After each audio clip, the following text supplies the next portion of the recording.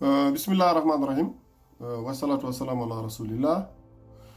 Tout d'abord, je voudrais que tous ceux qui tombent, tous ceux qui vont tomber sur cette vidéo, puissent la partager afin que ce message puisse arriver, tomber dans les mains, sous les yeux, dans les oreilles du colonel Boulvaïda. Boulvaïda qui fut capitaine, commandant à l'époque des faits.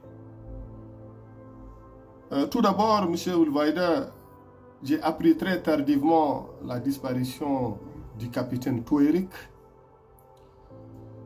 Je me suis entretenu ou j'ai échangé une fois avec Veïs, commandant à l'époque, ou capitaine, lieutenant, en tout cas qui était sous vos ordres,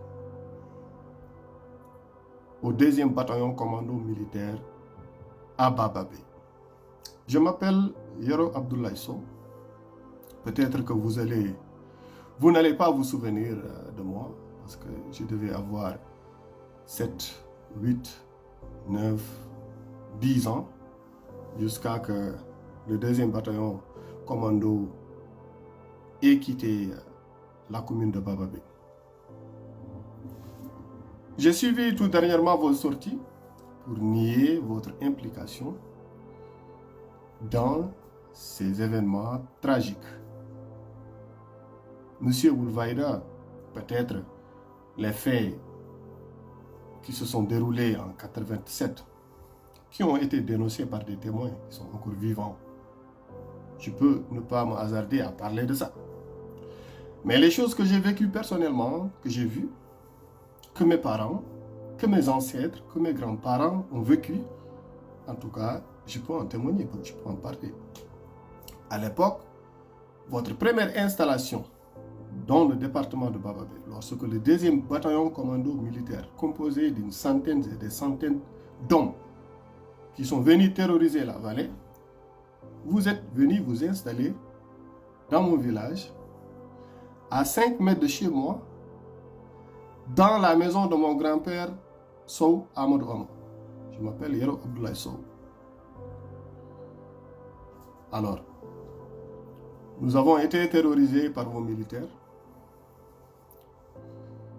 Quand on partait au champ pour ramener des nipérés,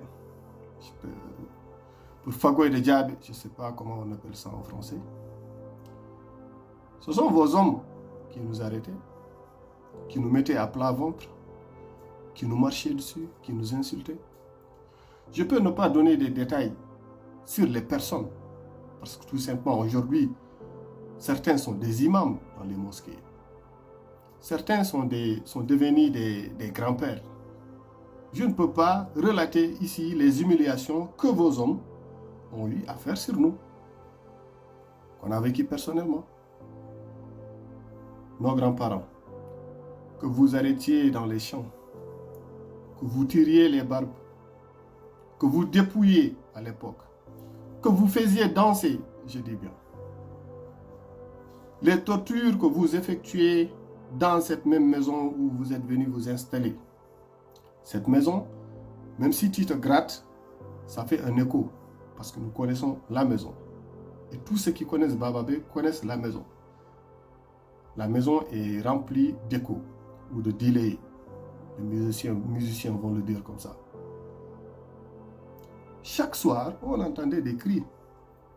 On entendait des cris de femmes, d'hommes, violés, torturés, des coups de feu dans chaque journée, l'arrestation de Baba Toro, le Miésien qu'on avait empêché de faire l'appel de la salade, tous ces vieux que vous torturez, tous ces jeunes, ces femmes violées au champ, je ne veux pas citer leur nom ici, parce que certains sont devenus grand-mères. S'il y a aujourd'hui des jeunes ou des vieux qui ont préféré se taire, parce que tout ça était sous votre responsabilité. Quelle est votre responsabilité par rapport à tout ça? C'est vous qui donniez les ordres en tout cas. Alors, s'il y a des hommes qui peuvent se taire, personnellement, je ne vais jamais me taire. On va continuer à en parler, à transmettre ça aux générations qui vont venir. quelle est votre responsabilité par rapport à tout ça? Dans les matchs de football opposant Bababé au BC, deuxième bataillon commando militaire de Bababé, les gens de Fondé, de Djoudé peuvent en témoigner. Ce qu'ils ont vécu comme horreur. Les arbitres, certains sont vivants. Je ne peux pas encore le citer. Parce qu'ils peuvent venir en parler. Combien d'arbitres, combien de jeunes footballeurs vous avez cassé les dents? Vous avez terrorisé, vous avez violé. Combien de femmes qui ont été violées par vos soldats à Bababé? Alors, tout ça a été sous votre responsabilité. Combien de peuls bergers ont été tués?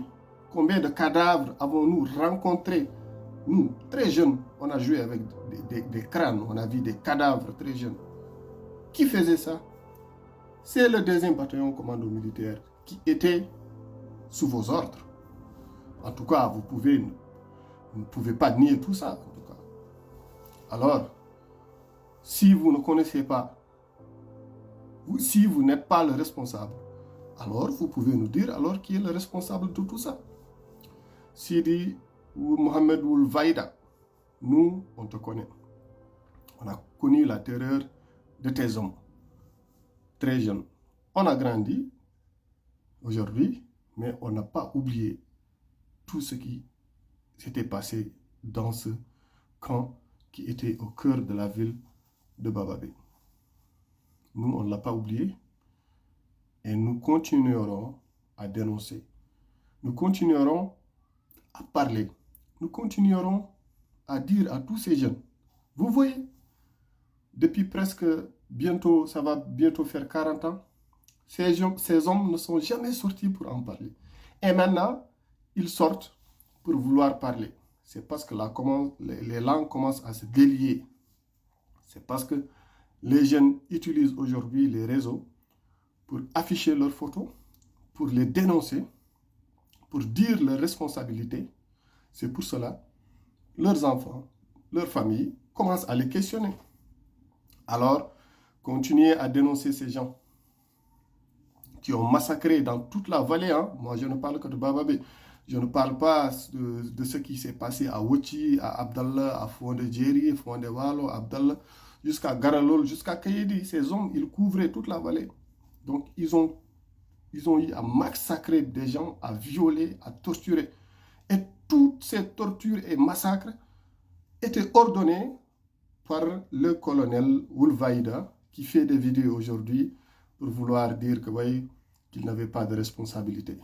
Si tu n'as pas de responsabilité des hommes que tu dirigeais, donc tu étais le chef, on te voyait, on te connaissait avec la moustache bassiste, on te connaît. On t'a vu défiler le 28 novembre. On t'a vu marcher. Voilà. Alors, sache que nous, on a grandi. Et d'autres vieux et d'autres mamans vont sortir très bientôt pour dénoncer eux-mêmes. Parce qu'il y a des détails de viol, des détails de torture que je ne voudrais pas citer ici pour ne pas heurter ou bien la mémoire ou bien la dignité de certaines femmes. Voilà.